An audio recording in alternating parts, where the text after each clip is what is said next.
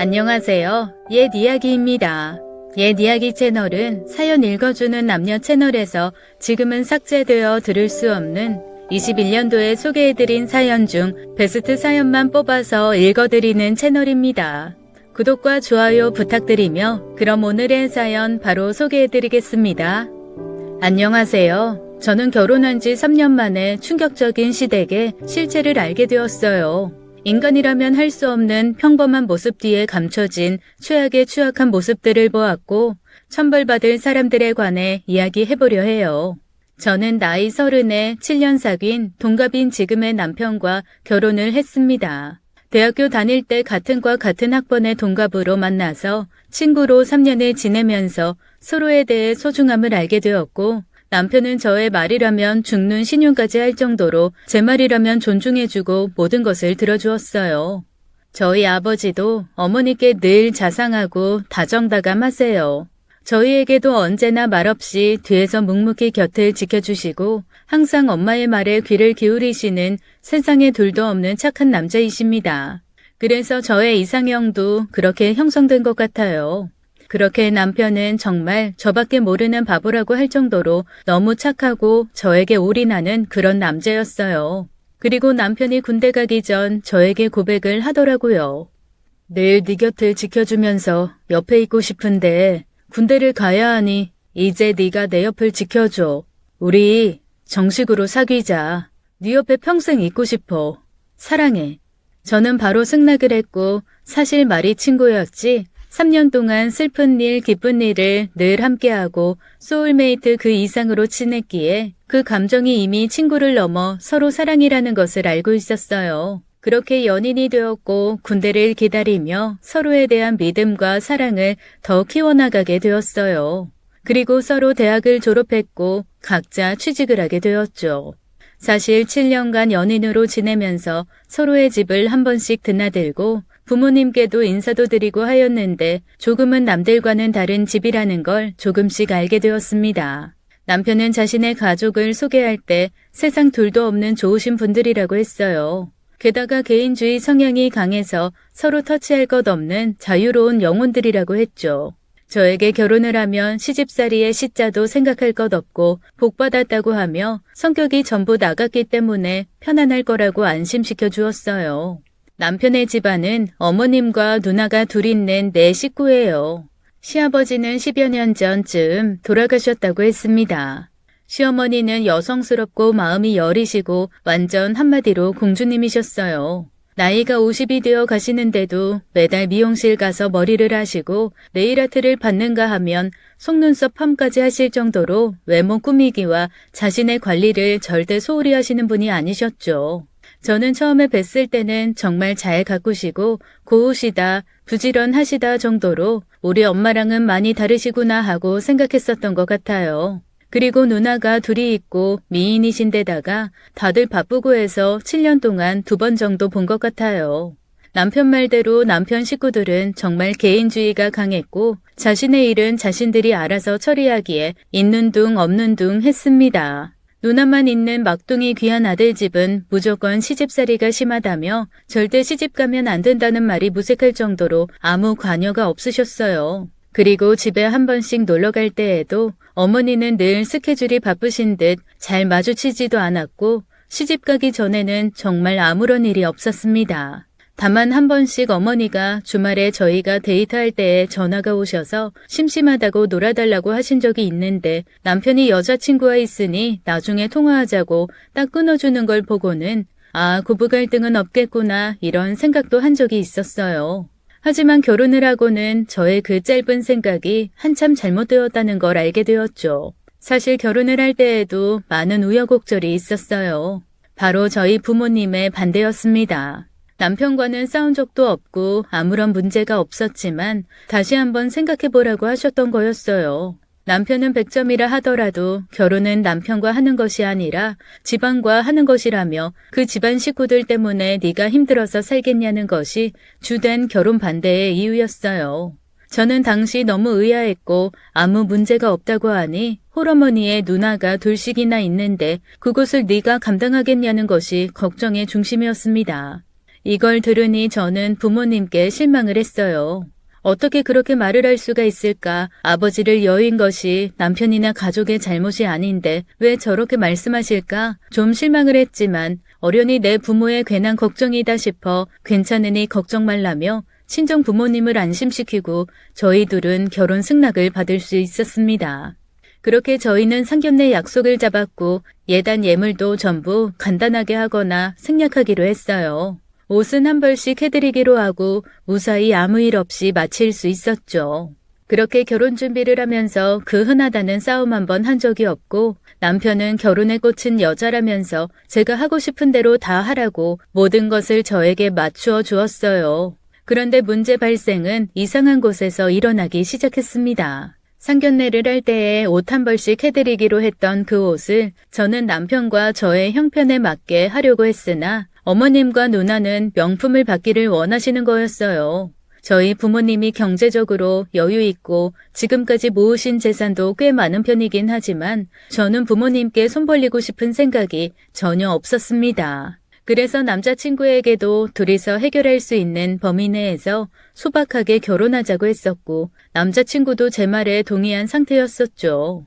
그런데 갑작스레 예비 시댁에서 무리한 요구를 하니 기분이 좀 상하더라고요. 자기야, 결혼 준비는 우리가 가능한 선에서 소박하게 준비하기로 했잖아. 그런데 어머님이 요구하신 것들은 너무 과한 것 같아. 미안해. 내가 외아들이라 좀 기대하셨었나 봐. 전에도 말했지만 나는 우리 부모님한테 손 벌릴 생각 없어. 그러니까 안 된다고 말씀드려봐. 어쩌지? 이미 알겠다고 말씀드렸는데. 미안해. 지금이라도 안 된다고 말씀드리면 되지. 우리 예물보다 몇 갑절은 더 비싼 것들인데 좀 너무하신 거 아니야? 정말 미안해. 그냥 좋은 게 좋은 거라고 이번에만 해드리고 넘어가자. 대신 앞으로는 절대 그런 일 없도록 할게. 저도 남편이 그렇게 말하니 하나뿐인 막둥이 아들에 대한 기대가 크셨나 싶기도 하고 며느리에 대한 기대를 저버리고 싶지도 않고 해서 일단 요구하신 것들은 해드리기로 했어요. 그래서 어쩔 수 없이 부모님께 말씀드리고 도움을 청해야 했네요. 눈물을 머금고 저도 한번 사본 적 없는 명품관에 가서 구입을 해서 드리게 되었습니다. 저희 부모님이 부동산, 주식, 현금이 많으셔도 명품 같은 건 한 번도 사주신 적이 없어요. 엄마가 재산을 쌓아오시기 전부터 검소함이 몸에 배이셨던 터라 여유가 되신 후에도 계속 검소하게 살고 계시거든요. 아무튼 예비 시댁에서는 명품 옷을 받고는 좋아서 입이 귀에 걸리셨어요. 반면 저희 친정 부모님 두 분은 필요 없다며 그 돈으로 그냥 너희들 비상금으로 쓰라고 다시 돌려주셨습니다. 저는 싫다며 똑같이 해드리긴 어려워도 구색은 맞춰서 준비해드리려 했는데 끝까지 거절하셔서 그 돈을 그냥 저희가 받게 되었어요. 그렇게 결혼식을 하였고 신혼여행을 가서부터 제가 상상할 수 없는 일들이 시작되었습니다. 첫 번째로 시어머니는 매일같이 신랑과 전화 통화를 했어요. 신혼여행지에서 매일 전화가 왔을 때는 그저 걱정이 돼서 그런가 보다 하며 대수롭지 않았는데 결혼한 순간부터 매일매일 평일이든 주말이든 통화를 하는 거였습니다. 첫째 형님은 시집을 가셨고 둘째 형님과 어머니 둘이서 살고 계신데 매일같이 내 아들이라며 전화가 오셨어요. 그래서 제가 물었죠. 자기야, 어머니랑 전화 통화를 매일 해? 나 장가가고 어머니가 혼자 계시니까 많이 심심하신가 봐. 작은 형님이 같이 계시는데 뭐가 심심하다는 거야? 어차피 자기 독립해서 살아서 같이 산 적도 없잖아. 그래도 장가간 거랑 다르시겠지. 두 번째로 큰형님과 매일같이 전화 통화를 했어요. 그것도 영상 통화를요. 첫째 형님은 결혼을 하여 아이가 있는데 매일같이 영상 통화를 해서 아이를 보여주더라고요. 남들이 볼 때 꼭 제 남편의 부인이 제가 아니라 매일 영상 통화를 해서 아이를 보여주는 큰형님인 줄 알 정도로 밤이든 낮이든 전화가 왔어요. 아이고 까꿍 까꿍. 많이 컸지? 까꿍 까꿍. 별 내용 없이 이러다가 전화를 끊어요. 자기야, 누가 보면 자기 자식인 줄 알겠어. 그럼 전화 오는데 안 받아? 신경 쓰지 마. 그런데 자기 결혼 전에는 이렇게 전화하는 모습 한 번도 본 적 없는데 결혼하고 나서 부쩍 많이 전화하는 것 같아. 내가 결혼을 하고 나니까 우리 가족이 더 친해진 것 같아. 왜? 각자 결혼해서 독립하다 보니 더 가족애가 강해진 것 같아. 원래 독립해서 살았었잖아. 그래도 뭔가 다른가 보지. 하. 심지어 큰형님은 아주버님보다 더 제 남편과 영상 통화를 많이 하더라고요. 또 시댁에 가면 어머니는 이런 말씀까지 하셨죠. 어머니, 저희 왔어요. 내 아들 내 거 왔어? 저와 함께 왔는데도 저는 안 보이시는 듯 했어요. 내 아들 잘 지냈어? 얼마나 보고 싶던지 자주 좀 와. 엄마 외로워. 시어머니가 오라고 매일같이 전화를 주시기에 매주 주말마다 시댁에 가고 있었죠. 왜 가는지도 딱히 모르고요. 저희 친정은 저희가 간다고 하면 둘 다 일하느라 피곤한데 왜 오느냐고 무슨 날도 아닌데 집에서 쉬려고 성화인데 이 집안은 좀 이상하게 보이기 시작했죠. 내 아들이 왔는데 오랜만에 소고기 먹으러 나가자. 그렇게 해요. 내 아들 이번 달에는 나 용돈도 좀 줘. 알았어요. 올케는 참 시집 잘 갔어. 네? 내 동생이랑 결혼했잖아. 저는 좀 할 말은 하는 성격이라서 이렇게 말했습니다. 그게 왜요, 형님? 내 동생 말 잘 듣지, 능력 있지, 착하지. 다 갖췄잖아. 형님, 그러시면 다음 생에는 형님이 결혼하시면 되겠네요. 하하. 그건 안 되지. 가족으로 태어나야지. 이혼하면 남인데 왜? 정말 황당하고 어처구니가 없었어요. 어떻게 이런 말을 웃으면서 아무렇지 않게 할 수가 있는 거죠? 늘 이런 분위기였어요. 남편을 아주 미친 듯이 사랑하는 분위기요. 그런데 저는 정말 이해할 수가 없는 부분이 결혼 전 7년 동안은 가족이 있는지 없는지조차 알 수 없을 정도로 개인주의 가족이었는데 어떻게 결혼 후 하루아침에 이렇게 변할 수가 있는 건지 아니면 남편이 의도적으로 숨긴 건지 도저히 이해가 되지 않더라고요. 남편은 결혼 후에 시댁 식구들과 더 친해진 것 같다는 말만 되풀이할 뿐이었죠. 사실 가족애가 끈끈하면 좋은 건데 이게 너무 과하니 저만 외톨이가 된 것 같고 자꾸 불청객이 되는 듯한 소외감을 계속해서 받으니 점점 더 불신이 쌓이고 함께하는 게 더욱 괴로워지기 시작했어요. 어떤 날도 아닌데 그저 어머니의 한마디면 가족이 매일같이 모이기 일쑤였습니다. 가족회의 날이다, 외식의 날이다, 심심하다 등등 이상한 이유로 매일같이 시댁으로 온 가족이 모이는 날이 한두 번이 아니었고 늘 그 중심의 행동은 제가 하게 되었어요. 저는 이런 것들이 힘들었지만 우유부단하고 결정 못 짓는 남편의 행동 때문에 더더욱 힘들었습니다. 제 말을 너무 잘 들어주고 제 말대로 해주던 남편의 이런 장점이 좋아서 결혼했는데 누구에게나 이렇게 자기 주장을 펼치지 못하는 사람이라 하라면 하라는 대로 하고 거절도 못해서 저를 정말 답답하게 만들더군요. 오히려 이게 남편의 단점이 되었죠. 그러던 어느 날이었어요. 어머니가 단순 접촉 교통사고가 나버린 거였어요. 차에 기스도 없는 정말 단순 접촉사고였지만 형님 두 분은 아주 차가 폐차될 정도의 호들갑을 떨면서 입원을 하라고 했고 보험사 쪽에서도 입원까지는 너무 심한 거 아니냐며 항의를 했지만 어머니의 나이를 들먹이며 싸우기 시작했어요. 그렇게 어머니는 입원을 하게 되었습니다. 물론 저도 아무리 경미한 사고라 할지라도 교통사고이기에 검사는 받아봐야 한다고 생각하지만 입원까지는 오버가 아닌가 하는 생각을 했던 것 같아요. 하지만 저는 착한 며느리로서 전복죽을 끓여서 병문안을 가게 되었죠. 남편과 함께 병원에 들어서니 어머니는 피죽도 못 먹은 듯한 얼굴로 내 아들 하며 눈물을 글썽거리시더라고요.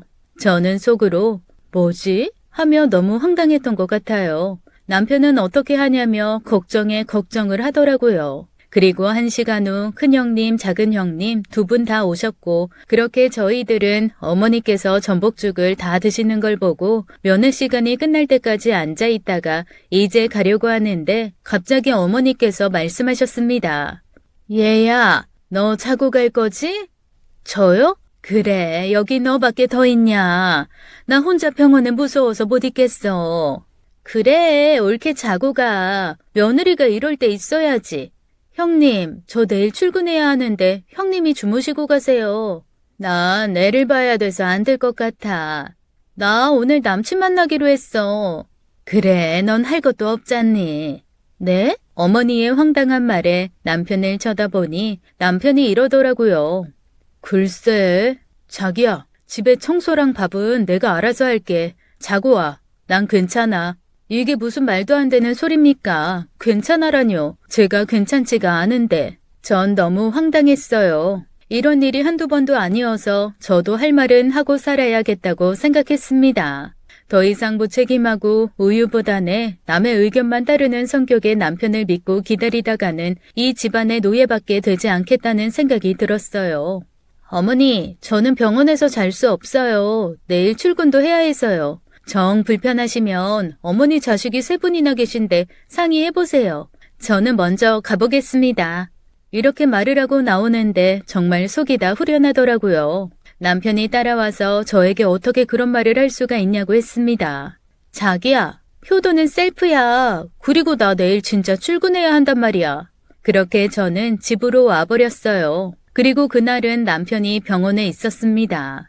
그때부터 저는 시댁의 미움을 받기 시작했죠.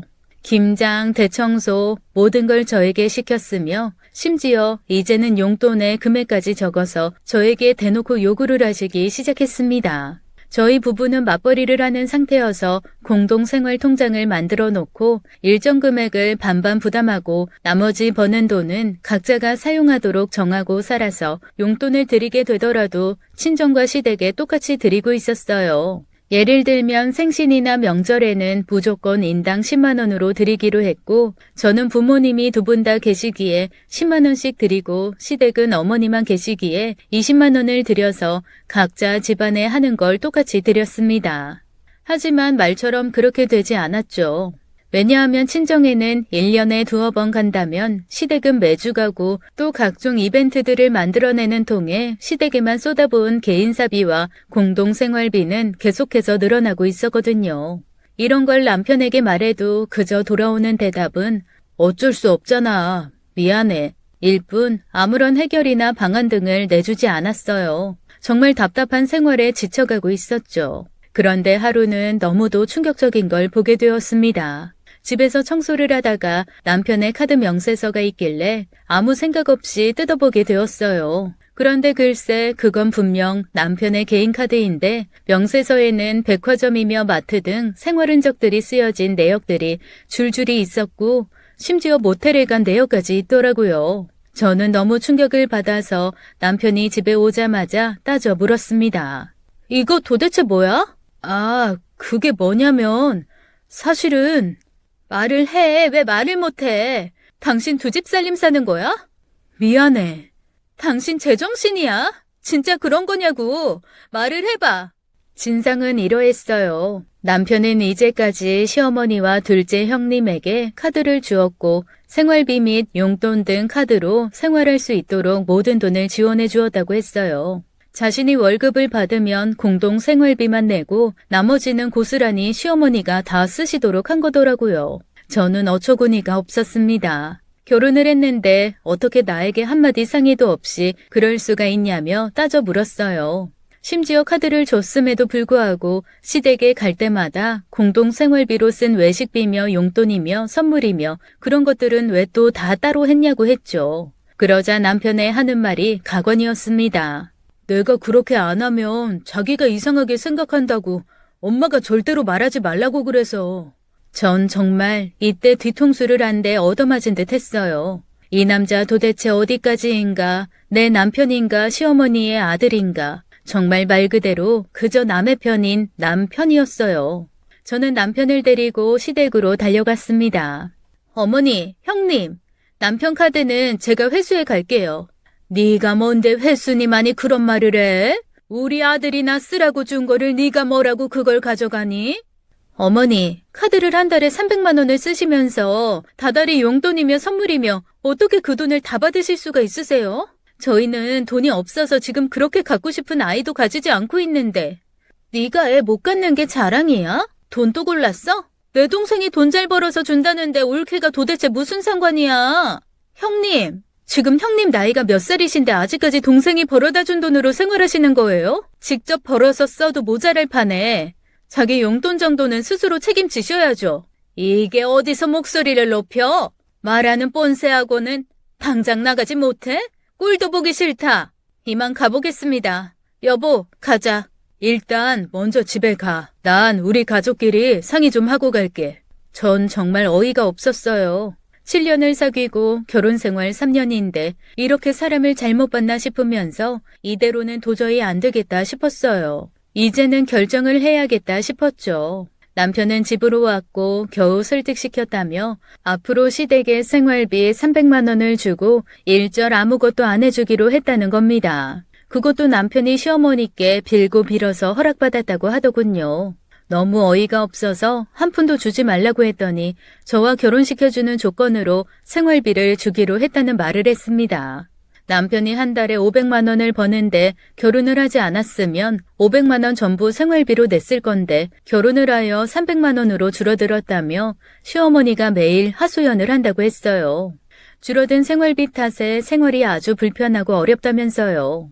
저는 너무 충격을 받아서 어떻게 부모가 그런 말을 할 수가 있는 건지 도저히 이해가 되지 않았어요. 너무 충격적이고 화가 났습니다. 이 남자는 그저 심각한 마마보이 그 이상이었어요. 저는 이대로는 당신을 믿고 내 인생을 바쳐 함께 살 수 없을 것 같다고 이야기했어요. 시댁만 싸고 돌며 경제적으로도 정신적으로도 시어머니라는 울타리 안에서 헤어나오지 못한 사람을 미래의 내 아이 아빠로 두기엔 너무 불안하다고 했죠. 그리고 3년간 당했던 모든 나의 불행들을 이야기하며 당신과는 도저히 살 수가 없다며 제 인생을 위해서 저는 이별을 이야기하게 되었어요. 남편도 알아들었는지 생각할 시간을 좀 달라고 하더라고요. 하지만 결국 남편은 알았다고 했고 그렇게 저희는 이혼을 하기로 했습니다. 남편은 눈물만 흘리며 저에게 미안하다고만 할 뿐 아무 말 없이 그저 저를 바라보기만 했습니다. 7년간 사랑을 했고 나에게 모든 것을 해주었던 남편. 용서해줄까 용서하지 말까 하면서도 그 시댁을 생각하면 도저히 자신이 없었어요. 소중한 내 한평생 아무리 죽어 지내더라도 저 버릇은 절대 못 고칠 것 같았거든요. 저 또한 그런 남편을 참아주지 못하고 안아주지 못해 헤어져야 하는 상황을 만들어버린 제 자신을 원망했습니다. 찢어지는 가슴을 치며 저도 마음에 온통 멍투성이로 이혼 날짜가 오기만을 기다리고 있었어요. 그렇게 며칠이 흘렀고 남편은 시댁에서 지내고 저는 혼자서 신혼집에 생활하고 있는데 회사의 업무를 덜하고 온 것이 있어서 남편의 컴퓨터를 켜게 되었습니다. 그런데 남편의 메신저가 자동으로 로그인이 되는 겁니다. 사실 볼 생각은 없었는데 가족 단톡방에 읽지 않은 메시지가 40여 개가 있더라고요. 정말 궁금하지 않았지만 마지막에 떠있는 메시지가 이혼 참 잘했어 내 아들 이었어요. 그 메시지를 보자 너무 화가 났고 3년간 내가 어떻게 했는데 이런 말을 하나 싶어 가족 단톡방을 열고 말았죠. 그런데 너무 충격적인 사실이 적혀 있었어요. 단체 채팅의 주된 내용은 이혼을 잘했다는 이야기와 함께 네가 결혼을 하면 돈은 누가 버냐며 온통 남편을 돈 버는 기계로 만드는 말들 뿐이었습니다. 지금 헤어지는 마당에 멀리서 제3자의 눈으로 보니 이제껏 제가 느꼈던 사랑받는 외아들의 모습이 아니라 사실 저보다 못한 호구로 살고 있는 게 보이더라고요. 일을 더 늘려서 하면 지금보다 더 벌 수 있지? 야근도 해서 야근 수당도 좀 받고 그동안 너 결혼 생활하느라 우리한테 못 준 돈 주려면 네가 더 노력해서 일해야 하지 않겠니?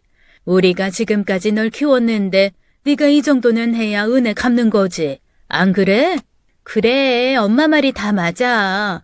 꼴에 남자라고 여자 밝히기는. 일탈은 이거 한 번으로 충분해. 한 번 여자 만나봤으니까 이제부턴 여자 만날 생각 말고 일해서 돈 벌 생각만 해. 그동안 너 때문에 우리가 얼마나 불편하게 생활했는 줄 알아?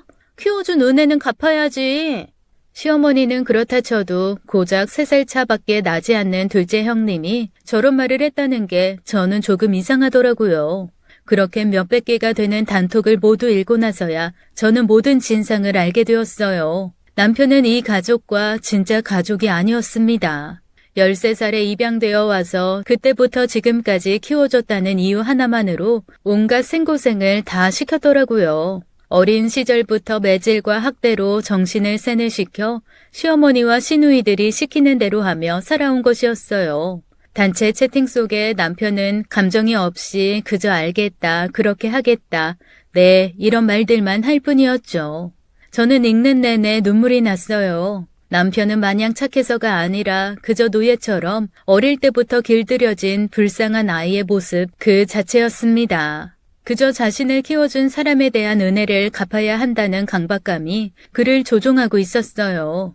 세뇌를 당해도 이런 세뇌가 없을 것 같았죠. 심지어 채팅방 공지에는 매달 500만 원을 채우지 못하면 인간도 아니지라는 말이 쓰여 있었습니다. 저는 가슴이 찢어질 것 같았어요.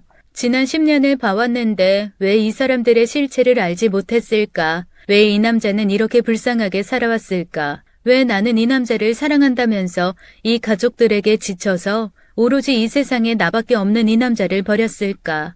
너무 가슴이 아프고 후회가 되어서 미쳐버릴 것 같았어요. 이 착한 사람, 이 불쌍한 사람을 어떻게 하면 좋을까 싶었습니다. 그리고 저는 전화를 걸었어요. 여보, 집으로 좀 와. 무슨 일이야? 무슨 일 있어? 아주 중요한 일이니까 빨리 와. 나 지금 경찰서야. 경찰서? 남편은 경찰서였어요. 시어머니와 둘째 형님이 주점을 가서 술을 먹고는 돈을 안 내고 버티다가 남편을 불러 남편에게 계산을 하라고 한 거였죠. 그런데 카드 한도 초과로 결제가 안 되어 경찰서에 붙잡혀 왔다는 겁니다. 정말 어처구니가 없었어요. 남편은 저더러 계산을 해달라고 부탁을 하며 나중에 본인이 다 갚겠다고 하더라고요. 그러는 남편을 보자 너무 안쓰럽고 안타까운 마음이 들었습니다. 이 사람이 무슨 잘못을 했기에 이런 집에 와서 이런 노예 생활을 하고 있는지 눈물이 날 지경이었죠. 이런 취급을 받으면서도 말 한마디도 못하는 남편이었어요.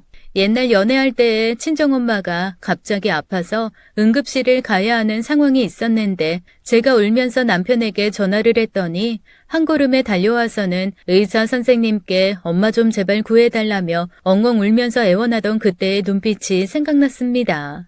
그리고 이 사람이 진심으로 사랑하는 유일한 사람이 저밖에 없다라는 것을 깨닫게 되었어요. 그렇게 저는 이 남자를 내가 구해야겠다는 결심을 하게 되었죠. 저는 경찰서에서 계산을 하고 합의를 해주었어요. 그리고는 시댁으로 가서 경고를 날렸습니다. 어머니, 형님, 두 분 잘 들으세요. 저 이 사람이랑 이혼하지 않을 거예요. 이 사람의 진짜 가족은 저밖에 없는 것 같네요. 입양한 사실 왜 숨기셨어요? 이렇게 노예로 부려먹으신 거 저 신고할 거예요. 지금까지 이 사람이 고등학생 때부터 알바해서 들인 생활비랑 모든 것들 다 청구하겠습니다. 이건 명백한 학대예요. 이 사람의 정신과 소견까지 받아서 정식으로 고소할 겁니다. 네가 무슨 자격으로 이혼한 주제에 남의 가정 파탄낼 일이 있어? 저 아직 이혼하지 않았고요. 이 사람은 제 남편이고 이 사람 가족은 저예요. 제 가정 제가 지킬 겁니다. 쓸데없는 소리 하지 말고 당장 나가. 내 아들이 네 말을 들을 것 같아? 여보, 당신 가족은 나야. 평생 이렇게 노예처럼 살 거야? 당신이 정말 사랑하고 평생 죽을 때까지 옆에 있었음 하는 사람 누구야? 여기서 선택해. 난 당신 절대 버리지 않을 거야. 남편은 말이 없이 고개만 떨구고 있었어요. 저는 갑자기 남편이 저를 선택하지 않을까봐 겁이 나더라고요. 이미 몇십 년 동안 세뇌되어 이 집안의 노예로 살았던 이 남자가 과연 용기라는 걸 낼 수 있을까 하고요. 저는 남편의 떨리는 손을 꼭 잡아 주었습니다. 그랬더니 남편은 벌떡 일어나더니 여보, 집으로 가자 라고 했습니다. 어머니와 둘째 형님은 고래고래 소리를 지르고 난리법석을 떨었어요. 그런데 여지껏 조용했던 큰형님이 한마디 하시더라고요. 옳게 잘 부탁해. 지호야, 그동안 고마웠고 미안했어. 잘 살아. 그렇게 저희 둘은 시댁과 인연을 끊고 나와 서로 껴안고 몇 시간을 펑펑 운 것 같아요. 그 이후의 이야기인데 큰형님은 결혼을 해서 아이를 낳고는 많은 것을 느끼게 되었다고 했습니다. 제 남편도 어느 소중한 부부의 자식이었을 텐데 자신의 의지와 상관없이 입양되어 이용만 당한 것에 대해 미안한 감정이라고 했어요.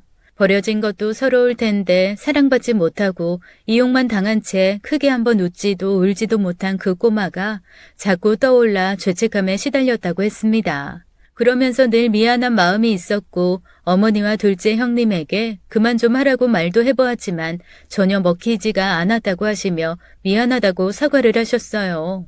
그리고 둘이서 행복하게 잘 살라고 이제 시댁은 없는 셈 치라고도 하셨죠. 지금은 저희 둘 부부 너무 행복하게 살고 있어요. 남편은 평정심을 되찾았고 큰형님의 도움으로 시어머니와 둘째 형님의 사과도 받았습니다. 그리고 시댁과의 왕래는 아예 끊었지만 1년에 한 번 정도 큰형님과 서로 안부를 묻고 사는 사이 정도로 관계를 정리했어요. 친정 부모님께도 이 모든 사실을 말씀드렸고 저희 엄마는 울면서 남편을 안아주었어요. 친부모라고 생각하고 잘해주겠다는 말에 남편도 눈시울이 붉어졌죠. 그렇게 남편은 저희 가족 품 안으로 안전하게 들어왔어요. 정말 그때 만약 제가 회사 일 때문에 컴퓨터를 켜지 않았더라면, 남편의 메신저를 보지 못했더라면, 진짜 저의 영혼의 단짝과 헤어졌다면 지금 생각해도 너무 아찔한 순간이에요. 나중에 남편이 해준 이야기인데 남편이 처음으로 시어머니께 자기 의사를 표현했던 일이 하나 있었대요. 바로 저와 만나고 싶다는 이야기였죠. 처음에 시댁에서는 남편이 결혼이라도 할까봐 걱정되어 결혼을 결사 반대했는데 저희 집이 부유하다는 이야기에 적극적으로 결혼까지 하라고 허락했다고 하더라고요. 지금은 남편이 저만 바라보고 마음껏 사랑할 수 있어서 너무 행복하다고 합니다. 현재 너무 만족하고 있는 저의 삶에 또 한 가지 선물을 받았어요. 감사하게도 얼마 전 아기 천사가 찾아와 주었습니다. 운명은 맞서는 것이라고 했는데 두려웠던 사건이었지만 저의 결단과 용기에 많은 것이 바뀌었어요. 지금 제 사연을 읽고 망설이는 분이 있다면 용기를 내시길 바래요. 긴 글 읽어주셔서 감사합니다. 지금까지 옛 이야기였습니다. 끝까지 시청해주신 여러분 감사드리며 저희는 다음 사연으로 돌아올게요. 감사합니다.